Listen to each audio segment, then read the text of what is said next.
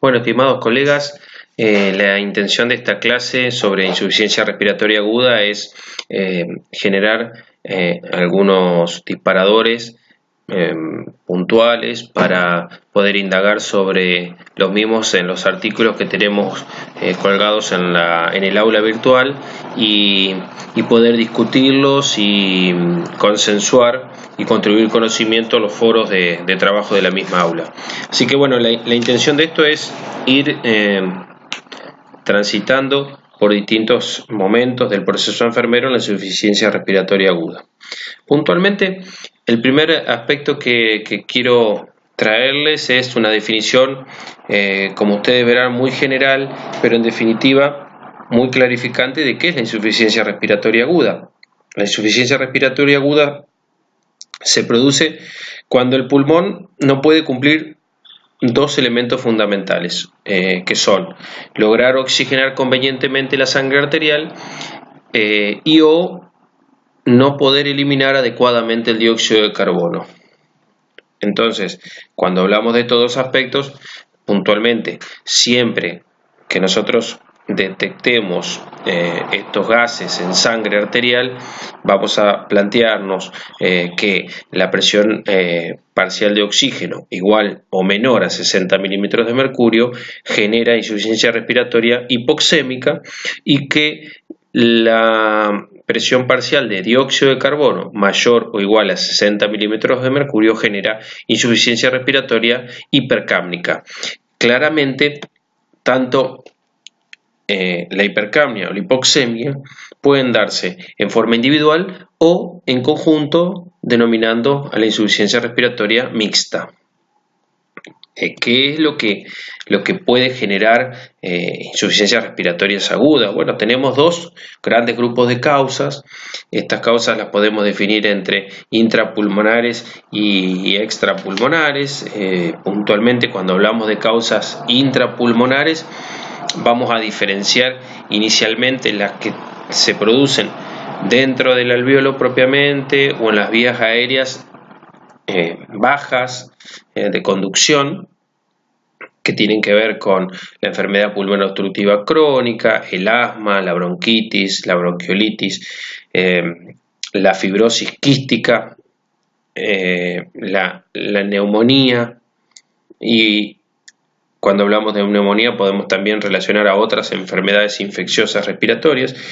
Y tenemos otro espacio que es un espacio de causas intrapulmonares de intercambio, donde aparecen trastornos que llevan a una inadecuada perfusión o ventilación propiamente para poder llegar con sangre o con aire a la zona de la membrana alveolocapilar. Entonces ahí pensamos en la embolia pulmonar, el edema pulmonar, los trastornos que genera todo el síndrome de dificultad respiratoria aguda, la inhalación de gases tóxicos, y ponemos o hacemos hincapié en el monóxido porque tal vez por la afinidad que tiene para ser transportado y la dificultad que genera el monóxido es tal vez el gas tóxico que más afecte y que produzca insuficiencia respiratoria aguda, las atelectasias y el ahogamiento por la incapacidad de poder llegar con aire hacia la zona de intercambio. Como ustedes verán, la fibrosis quística se puso en la parte superior, pero la fibrosis quística también genera cambios degenerativos propiamente de la enfermedad en la membrana y también debería estar en los grupos denominados de intercambio. En las causas extrapulmonares son variadas y son de etiología muy diversa. La intención fue agruparlas en tres grandes grupos de presentación, y estas causas puntualmente hablan de aquellas que alteran directamente el centro respiratorio. Ahí vamos a encontrar la sobredosis de drogas y alcohol, por ejemplo, el trauma directo al encéfalo o la lesión cerebral sea isquémica o sea hemorrágica, la depresión con drogas anestésicas en los postoperatorios inmediatos, todas aquellas afectan el centro respiratorio per se. Las alteraciones que afectan a la conducción del estímulo, y acá nos vamos a centrar en lo que es el sistema nervioso, a todas las afecciones que tengan que ver con la médula y también con todo el sistema neuromuscular, o sea, todo el sistema de nervios que se insertan para inervar un músculo. Y ahí vamos a tener aquellas que tienen un trastorno degenerativo de la llegada de los nervios a esos músculos, por ejemplo, la esclerosis lateral amiotrófica, la miastenia gravis, la esclerosis múltiple, la distrofia muscular, y también otras que se generan como lesión directa, como el trauma de raquimedular, con lesión puntualmente de médula, y algunas otras lesiones de médula que tienen que ver con la isquemia, la compresión puntualmente como lesión secundaria. Otra de las alteraciones de la conducción del estímulo tienen que ver con aquellas que generan inactividad o inhabilitación de la estimulación hacia los músculos. Ahí podemos encontrar como uno de los elementos medicamentosos más significativos la administración de bloqueantes neuromusculares, pero también otros que generan intoxicaciones, como son y bastante más frecuente de lo esperado, las intoxicaciones con órganos fosforados. Y por último, el tercer grupo que vamos a mencionar son aquellas causas extrapulmonares que afectan el tórax, la pleura y las vías aéreas superiores. Y ahí vamos a tener el trauma directo de tórax, que tiene, digamos, la afectación sobre la caja, y muchas veces lo que genera es romper la hermeticidad que la caja presenta para poder generar los diferentes gradientes de presión para que la persona pueda ingresar el aire y expirar el aire. También otros aspectos que tengan que ver con la afectación de esos gradientes de presión, como son la presencia de un abdomen comprimiendo, como puede ser, por ejemplo, en la obesidad mórbida. Puntualmente, también en la obesidad mórbida se ven afectadas las vías aéreas superiores por compresión de las zonas de conducción, y todas aquellas que tengan que ver con la alteración de la pleura, ¿no? Todo lo que genere la transformación de virtualidad que hay entre las dos pleuras a una situación real, por presencia de distintos componentes, como puede ser sangre, pus, aire o líquido propiamente, como se dan en el derrame pleural, en el neumotórax, en el piotórax, generan alteraciones que pueden ser causa de insuficiencia respiratoria aguda. Y por supuesto, si el aire no ingresa y esa imposibilidad de ingresar el aire se está dado por una obstrucción de las vías aéreas de conducción superior, van a producir imposibilidad, como definimos inicialmente, para poder oxigenar la sangre o para poder liberar el dióxido de carbono hacia el exterior desde los alvéolos. Cuando nosotros nos planteamos esto, lo primero que establecemos, como dijimos en las primeras clases, es ver este paciente desde el proceso de atención de enfermería, desde el proceso enfermero puntualmente subido o sumándonos en las habilidades del juicio clínico. Vamos a encontrar la valoración, el diagnóstico, la planificación, la ejecución y la evaluación del proceso. Puntualmente, si nosotros nos basamos en esas habilidades de juicio clínico, lo que vamos a encontrar es que probablemente en una primera instancia nosotros nos vamos a encontrar sobre ciertos elementos que nos hacen asumir que el paciente está teniendo una situación que deriva en insuficiencia respiratoria, esas asunciones que nosotros nos planteamos inicialmente van a pasar por todo un periodo de confirmación en sí, hasta poder generar un juicio válido que es denominado inferencia. Entonces, todo ese proceso requiere de valoración, de validación de los datos, de distinguir aspectos normales y anormales, para cuando ya tengamos el juicio poder agrupar esas claves que detectamos en el paciente, reconocer elementos que son faltantes en nuestra valoración y después de identificar estos datos faltantes llegar a conclusiones que podrían ser el diagnóstico. Puntualmente, lo primero que yo les traigo acá es una cuestión que hemos charlado en la clase inicialmente presencial de nuestro primer encuentro, y tiene que ver con la valoración.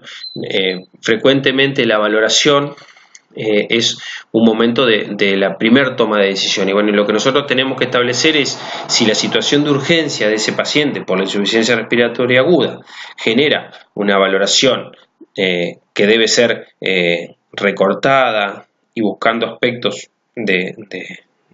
digamos de respuesta rápida, deberíamos realizar una valoración prioritaria. Y si el tiempo que tenemos es un tiempo más acomodado, donde podemos hacer una serie de indagaciones tanto en entrevista como en examen físico, realizaremos una valoración sistémica y global. Entonces, ¿qué elegimos? ¿Una o la otra?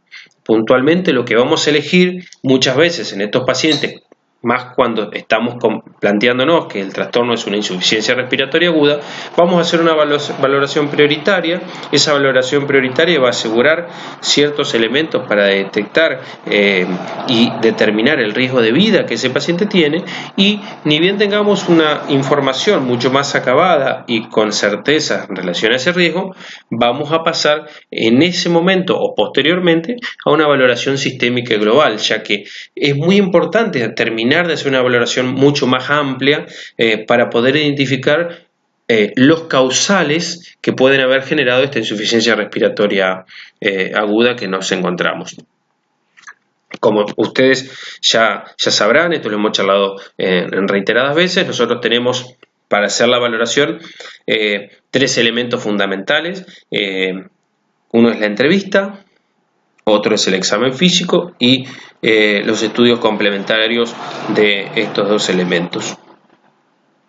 ¿Cuáles serían los hallazgos que nosotros inicialmente encontraríamos en estos pacientes con insuficiencia respiratoria aguda? Bueno, yo aquí les traje la posibilidad de poder discriminarlos en 4 espacios, 3 bien definidos y uno que por ahí es un espacio de hallazgos más genérico o sin definición tan precisa. Es verdad que la valoración de estos pacientes no es tan esquemática como nosotros encontramos aquí y nos hace muchas veces replantear si los hallazgos que estamos encontrando son neurológicos, son cardiovasculares, son respiratorios o tienen que ver con otras áreas, pero bueno, a los modos prácticos de enseñar o de poder discutir signos y síntomas, me pareció interesante esta diferenciación. El paciente con insuficiencia respiratoria aguda, ¿cómo lo vamos a encontrar a nivel neurológico? Bueno, lo vamos a encontrar inquieto, con distintos niveles de excitación psicomotriz, según el grado de hipoxemia. Lo vamos a poder encontrar también somnoliento, con pacientes que tienen una hipoxemia mucho más marcada, con deterioro del sensorio, coma, y si la falta de oxígeno es tan significativa puede haber hasta convulsiones. Mientras que cuando nosotros encontramos a los pacientes con hipercapnia, lo vamos a encontrar con cefaleas, irritabilidad, somnolencia. Bueno, y podemos encontrarlo también con un deterioro del sensorio y hasta en grados de coma significativos. fíjense que hay muchos de estos hallazgos que son similares en la insuficiencia respiratoria hipoxémica o hipercápnica, y claramente nosotros vamos a poder determinar este aspecto con los signos vitales, ahora lo vamos a charlar un poco, y con los estudios complementarios. ¿Qué pasa a nivel cardiovascular? Bueno, los pacientes tienen similitudes cuando la insuficiencia respiratoria es hipoxemia o hipercápnica. Fíjense que la taquicardia, la hipertensión, las arritmias están dados como signos habituales, y solamente mencionamos la bradicardia y el shock en la hipoxemia, pero en realidad el shock es un elemento más bien tardío, igual que la bradicardia. No son elementos agudos que uno va a encontrar en una situación abrupta de insuficiencia respiratoria hipoxémica inicialmente, ya que la taquipnea, que si bien no está mencionado acá, se ve como elemento compensador en ambos trastornos, tanto hipoxémicos como hipercápnicos, ya que el organismo intenta suplir la falencia de oxígeno o la sobredimensión del valor de dióxido de carbono, tratando en primera instancia de poder ventilar más seguido para conseguir oxígeno, y en la segunda instancia ventilar más seguido, aumentar su frecuencia respiratoria para poder lavar dióxido de carbono. Con respecto a los aspectos respiratorios, como ya les mencionaba, la taquipnea está presente en los dos, y después aparecen una serie de elementos que tienen que ver con la intención corporal de aumentar el esfuerzo ventilatorio con la misma intención que hablábamos de la frecuencia respiratoria. En los trastornos hipoxémicos, el esfuerzo ventilatorio intenta conseguir un mejor volumen minuto, aumentando el volumen corriente para conseguir más oxigenación, mientras que en los trastornos hipercápnicos lo que intenta es aumentar la capacidad de volumen minuto para poder lavar dióxido de carbono. Muchas veces ese esfuerzo ventilatorio es visiblemente determinado con el acompañamiento del uso de músculos accesorios, o sea, el tiraje costal, el uso del esternocleidomastoideo, hasta la visibilidad de un esfuerzo significativo que es evidente en la disnea. Claramente, si hablamos de otros trastornos respiratorios, en la insuficiencia respiratoria hipoxémica, con una buena circulación adecuada, o sea, una buena perfusión, vamos a encontrar valores de saturación frecuentemente, pero esto está muy relacionado con el valor de hemoglobina que la persona tenga. Si yo tengo un paciente con un valor de hemoglobina normal, con un nivel de presión parcial de oxígeno bajo, vamos a encontrarlo desaturando. Pero si yo tengo un valor de oxígeno bajo en sangre arterial y un valor de hemoglobina bajo, puede ser que los valores de saturación sean normales, porque como va a haber poca hemoglobina para transportar ese oxígeno, puede llegar a estar en valores normales, aunque la presión parcial de oxígeno sea baja. Otro de los aspectos importantes a tener en cuenta es cuando nosotros tenemos pacientes con insuficiencia respiratoria aguda, con intoxicación por gases, por ejemplo monóxido, puede haber falsos positivos o valores de saturación elevados, aunque el transporte no sea de oxígeno y sea de monóxido. Entonces estos datos son muy importantes y se terminan de completar o desarrollar toda la información en relación a la entrevista que se le haga al paciente, a la familia, a aquel que haya traído el paciente, para poder determinar si no hubo presencia de monóxido de carbono del lugar de donde está siendo extraída esa persona antes de llegar al centro de salud en el cual estamos atendiéndolo. Y bueno, y después aparecen algunos que son más difusos, como por ejemplo la palidez, la pilurección, la sudoración, la cianosis. Y ahora vamos a hacer un pequeño detalle respecto a la cianosis. Para lo que es el trastorno hipoxémico de insuficiencia respiratoria aguda, pero fíjense que cada uno de estos hallazgos puntualmente tienen que ver con situaciones que están más relacionadas con el shock y una situación más tardía. Puntualmente quiero hacer una mención en relación a estas detecciones tardías, como es la cianosis. La cianosis es un elemento sumamente tardío de insuficiencia respiratoria aguda hipoxémica. No se da rápidamente, hay que pasar un periodo de tiempo muy significativo para que una persona se ponga cianótica, y realmente la cianosis demuestra nuestra incapacidad para poder haber detectado un montón de otros signos y síntomas previos en ese paciente. Entonces tengan en cuenta siempre que cuando ustedes observan cianosis, porque un paciente acaba de llegar y ya está cianótico, esto les tiene que dar la alarma necesaria para plantearse de que esta situación hace un tiempo más marcado, no es inicial, no es reciente, sino que ha pasado un periodo determinado de tiempo sin que la persona pueda recibir aire oxigenado. Sin duda, si una persona entra con parada cardíaca y parada respiratoria, la cianosis puede darse a los minutos de esta situación, porque pasar unos minutos sin la presencia de sangre oxigenada circulando hace que la cianosis aparezca más notoriamente, pero claramente ya es un hecho de abordaje tardío, aunque en esta situación.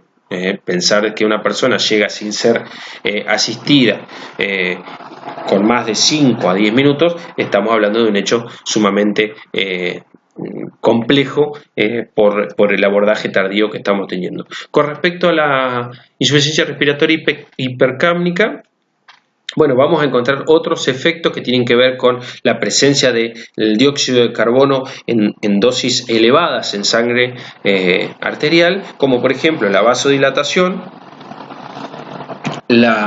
en toda la periferia, y eso genera otros componentes como por ejemplo la diaforesis, que es un elemento que se suma a la vasodilatación periférica.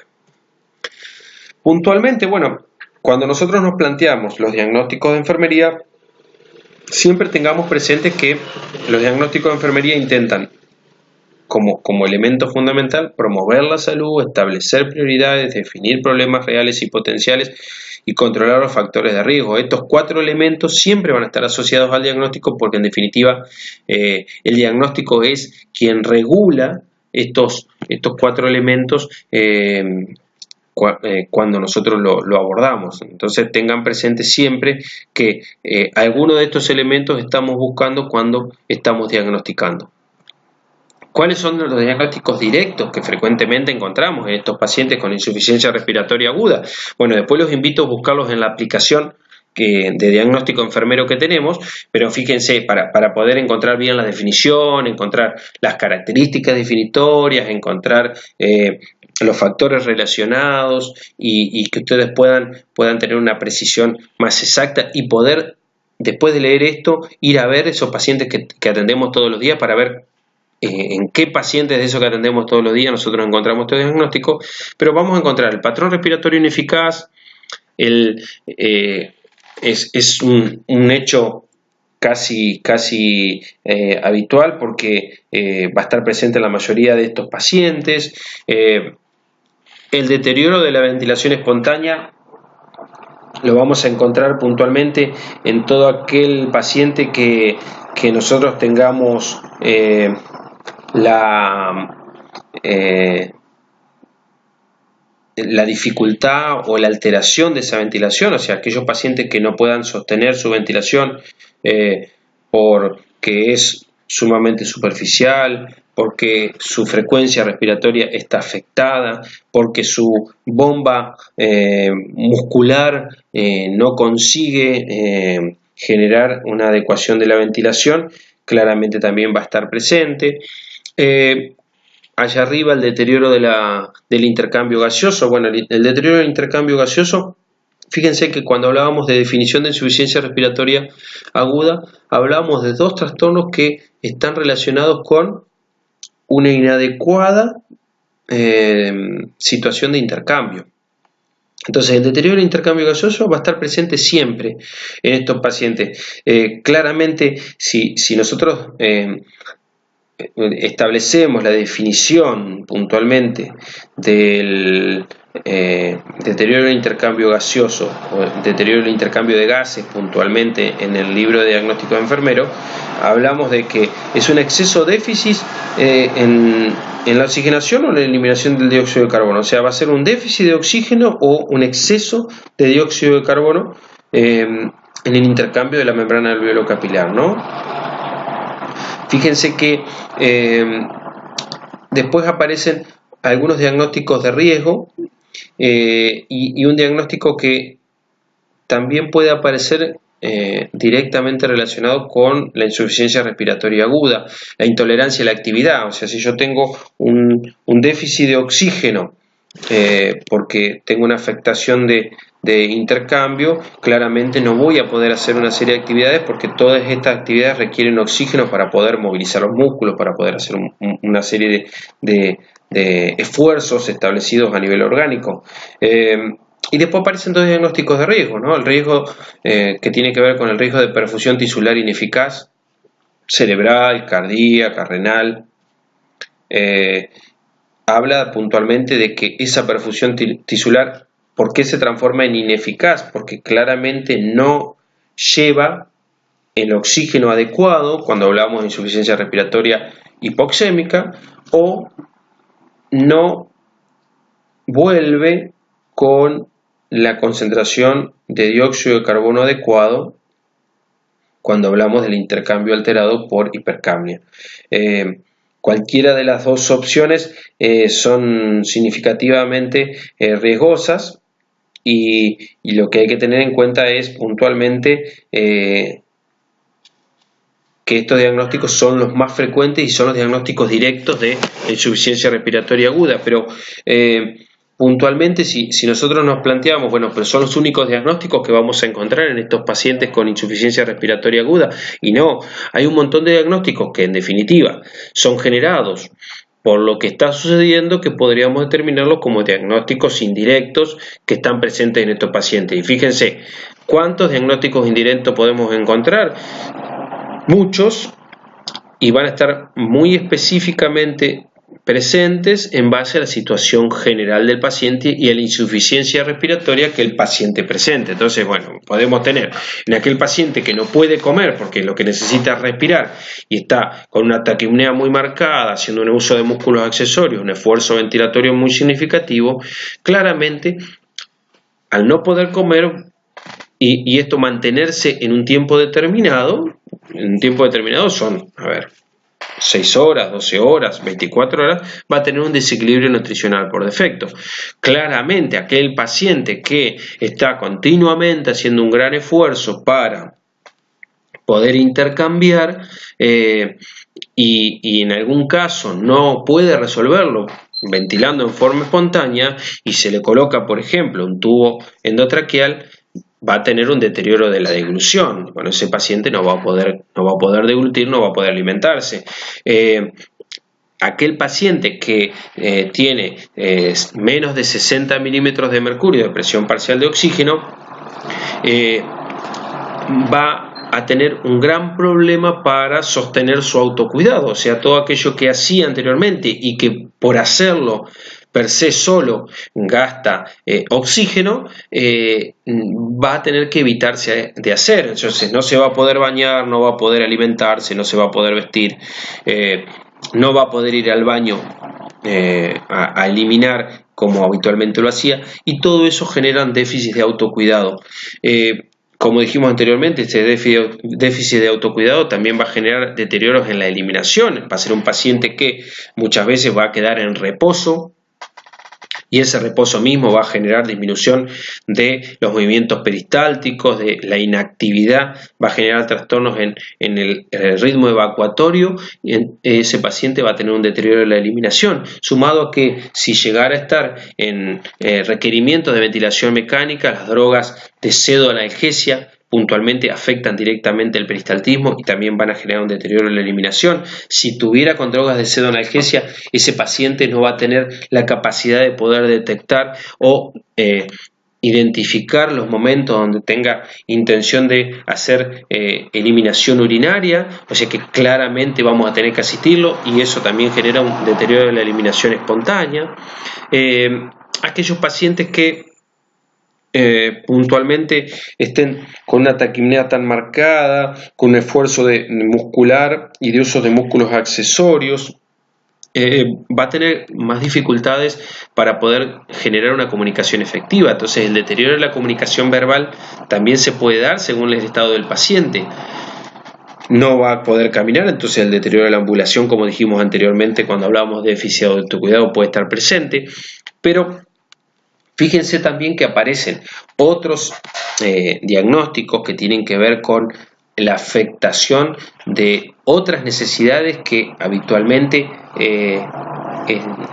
un paciente podría llegar a manejar. Un paciente que está con dificultad ventilatoria constantemente, con necesidad de posicionamientos en la cama, por ejemplo, estar sentado a 45 grados o a 40 grados, que requiere ventilación no invasiva, que está con una máscara de oxígeno tipo Venturi, que está con una máscara con reservorio, que está con una cánula nasal, por ejemplo, todos elementos de aporte de oxígeno para la insuficiencia respiratoria hipoxémica, va a tener dificultades para poder adaptarse y conciliar el sueño.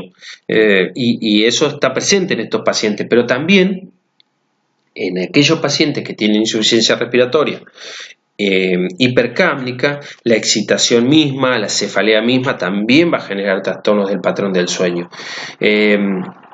Como dijimos anteriormente, el deterioro de la eliminación está relacionado con el riesgo de estreñimiento. Tanto los trastornos hipoxémicos como hipercápnicos generan trastornos neurológicos severos y entonces el riesgo de confusión aguda puede ser un elemento fundamental. A estos pacientes nosotros los desnudamos, les sacamos todos los elementos, los descubrimos al máximo posible, le ponemos electrodos en el tórax, le ponemos el saturómetro en la mano, muchas veces le ponemos vías periféricas o una vía periférica o vías centrales, tiene una máscara, que puede ser una máscara convencional de oxigenación, una cánula, una máscara de alto flujo, una máscara de ventilación no invasiva, un tubo endotraqueal en algunos casos. Fíjense, si las causas eran extrapulmonares, hasta podría ser por algún trastorno torácico, podría ser un drenaje pleural. Entonces van a tener una afectación de los trastornos de la imagen corporal como situación indirecta. Y puntualmente va a aparecer una serie de diagnósticos que tienen que ver directamente con la ansiedad, ¿sí? Y el temor.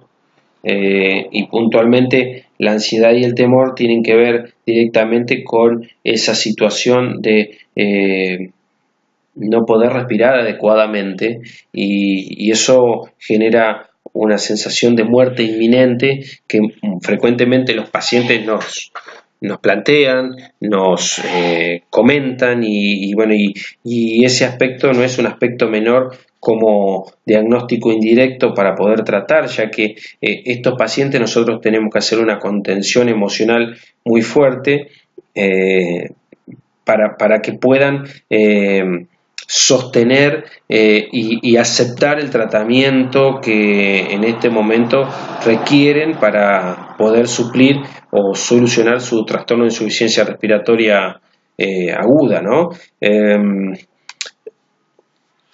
Y por último, para hablar de diagnósticos indirectos, puntualmente tenemos que relacionar todos los trastornos, los diagnósticos indirectos, que son trastornos generados por la insuficiencia respiratoria aguda.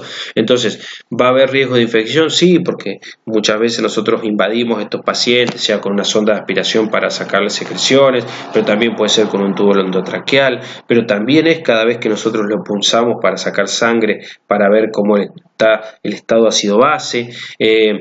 También hay riesgos de asfixia, riesgos de aspiración, gastrointestinal, por el reflujo, por la posición del paciente, por el aumento de las náuseas puntualmente presente en muchos de los procedimientos que nosotros hacemos sobre la vía aérea. La inactividad o el deterioro de la movilidad de estos pacientes puntualmente pueden generar diagnósticos indirectamente relacionados, como el de riesgo de lesión cutánea, de la mucosa oral. Entonces, fíjense que todos estos diagnósticos van a estar presentes en mayor o menor medida según la situación del paciente y según estos diagnósticos directos que nosotros encontramos en primera instancia, ¿no? Bueno, ¿cómo hacemos la planificación de los cuidados? Bueno, tengan presente, como habíamos comentado en la clase en la cual tuvimos contacto, que la planificación busca puntualmente confirmar las prioridades, establecer si el paciente tiene una insuficiencia respiratoria aguda tan severa, yo lo que tengo que hacer es que vuelva a tener oxígeno. La falta de oxígeno es lo que puede matar a una persona, lo que puede matar a un paciente. Entonces yo tengo que resolver ese elemento como prioritario. Después probablemente tenga que plantearme si va a poder comer, si se va a poder mover, si va a poder generarse el autocuidado o el autocuidado va a estar suplido por el enfermero, pero inicialmente yo tengo que confirmar las prioridades y en esta situación la prioridad máxima es volver a restituir un eficaz intercambio para hacer o resolver la insuficiencia respiratoria de cualquiera de las dos formas que tenga presente, tanto hipoxémica como hipercápnica. Puntualmente para eso vamos a establecer los resultados esperados para ese paciente y ahí recién vamos a trazar las intervenciones que vamos a desarrollar en forma personalizada. Puntualmente, y ya por ahí como un elemento general, porque ahora lo vamos a trabajar mucho desde los artículos y probablemente de las próximas clases que tengamos para poder orientarnos a los distintos trastornos puntualmente que generan planes de cuidados en los pacientes con trastornos respiratorios. Vamos a hablar de el primer punto, la primera premisa es optimizar la oxigenación y la ventilación. ¿Por qué decimos oxigenación y ventilación? Porque la disminución de la presión parcial de oxígeno se resuelve con oxigenación, pero la adecuada eliminación de dióxido de carbono se resuelve con mejorar la ventilación. Después, cuando veamos ventilación mecánica propiamente con el licenciado Claudio Ibero, vamos a centrarnos y probablemente esto lo trabajemos mucho en el taller de encuentro presencial que tengamos el próximo mes. Pero puntualmente esto es muy importante, poder entender que la insuficiencia respiratoria aguda hipoxémica se trata mejorando la oxigenación, hipercápnica mejorando la ventilación, y si fuera mixta hay que trabajar los dos elementos. Otra de las cosas que hay que tratar de fortalecer es generar un apoyo emocional y una comodidad adecuada. Tenemos que proporcionarlo. Estos pacientes realmente han perdido su capacidad de contención, de poder abordar el trastorno, porque esta situación muchas veces es sumamente abrupta y como bien dice la palabra, la insuficiencia respiratoria que estamos tratando es aguda, o sea, no hay elementos de compensación emocional que los pacientes traigan muchas veces que puedan tomar o meter mano para resolver estos problemas, y nosotros tenemos que estar para poder abordar esta instancia y poder acompañarlos como corresponde. Y otro de los aspectos no menores es la comodidad. El resultado efectivo de muchos de los planes de cuidado que tienen que ver con la optimización de la oxigenación y de la ventilación tienen que ver con que el paciente se sienta cómodo para poder desarrollar este tipo de actividades planificadas. Debemos controlar la aparición de complicaciones, ya vamos a hablar un poquito. Silvina Espíndola va a tener una de las clases tal vez más importantes en relación a las complicaciones que tienen los pacientes con insuficiencia respiratoria aguda o el paciente con trastornos ventilatorios en sí. Facilitar el apoyo nutricional, los pacientes deben estar bien nutridos. Esto es sumamente fundamental, ya que aquellos que tienen trastornos de insuficiencia respiratoria requieren la necesidad de ser nutridos de manera diferente a lo que habitualmente venían nutriéndose. Por supuesto, esa oxigenación y esa ventilación optimizada debe tener capacidad de poder transitar adecuadamente por nuestro organismo, y eso lo podemos conseguir mejorando la perfusión tisular. Y por último, que esto también Silvina lo va a abordar en una de las clases, es disminuir uno de los elementos más riesgosos que se tiene en el abordaje de la insuficiencia respiratoria aguda, que es disminuir la presencia o el riesgo de infecciones respiratorias. Una de ellas es la neumonía asociada cuando tenemos ventilación mecánica, la ventilación mecánica, pero también hay un número importante de neumonías nosocomiales que tienen que ver con nuestras prácticas inadecuadas. Bueno, ¿qué hacemos con las intervenciones? Puntualmente, como dijimos anteriormente, en las clases de proceso enfermero, nuestras intervenciones van a tener que volver a establecer prioridades diarias, valorar y revalorar, registrar y mantener el plan de cuidado actualizado. Eso lo vamos a discutir seguramente en los foros cuando ustedes nos vayan planteando cuáles son las intervenciones que se les ocurren y cómo o por qué deberían sostenerlas o por qué deberían descartarlas y volver a afrontar otros aspectos. Recuerden que en esta situación el proceso enfermero tiende a ser la herramienta fundamental para la investigación y la docencia, como dijimos. La excelencia en los cuidados de salud, o sea, ¿cómo conseguimos la excelencia? Pudiendo generar una auditoría de lo que hemos hecho. Y esto solamente lo podemos conseguir con un registro eficiente desde el proceso enfermero. Esto nos da la posibilidad de hacer una evaluación continua, sistemática, que busca mejorar la calidad. O sea, la búsqueda de la calidad tiene que ver con eso. Y por último, no se olviden que todo esto que nosotros hacemos en realidad es para poder satisfacer de la mejor manera al sujeto de atención que estamos atendiendo, que podemos definirlo como paciente según la línea de pensamiento que tengamos en salud. Pero es muy importante que esto lo tengamos presente. Por último, tengan en cuenta que muchas de las intervenciones que nosotros hacemos en realidad le generan un peligro significativo a ese paciente. El hospital es un espacio de riesgo elevado. Hay muchas actividades y muchos procedimientos que le generan a ese sujeto de atención un riesgo sumamente elevado, y eso establece un área, el área hospitalaria, como una área de peligro muy marcada. No dejen de tener esto nunca fuera de su pensamiento, porque si nosotros pensamos de esta manera, lo que tendríamos que establecer es que tratar de buscar disminuir el riesgo de infección, de disminuir al máximo las intervenciones que se le puedan hacer a este paciente, analizar si las intervenciones que se le están realizando a este paciente son necesarias o son innecesarias. Toda intervención genera un riesgo, y si no necesitamos hacerla, le disminuiríamos un riesgo al paciente. Entonces esto también es un dato que me gustaría traerles, más allá que les doy una diapo de color y un tanto divertida, ténganlo presente en ese sentido. Bueno, nos encontramos entonces ya con los artículos que les vamos a ir ofreciendo para poder discutir con el resto de las clases en el foro, como para poder debatir estos aspectos y poder encontrarnos en el análisis de algunos puntos que ustedes van a ir planteando seguramente cuando vayan armando su trabajo práctico en base a las patologías que hayan elegido. Un saludo muy grande y nos vemos pronto.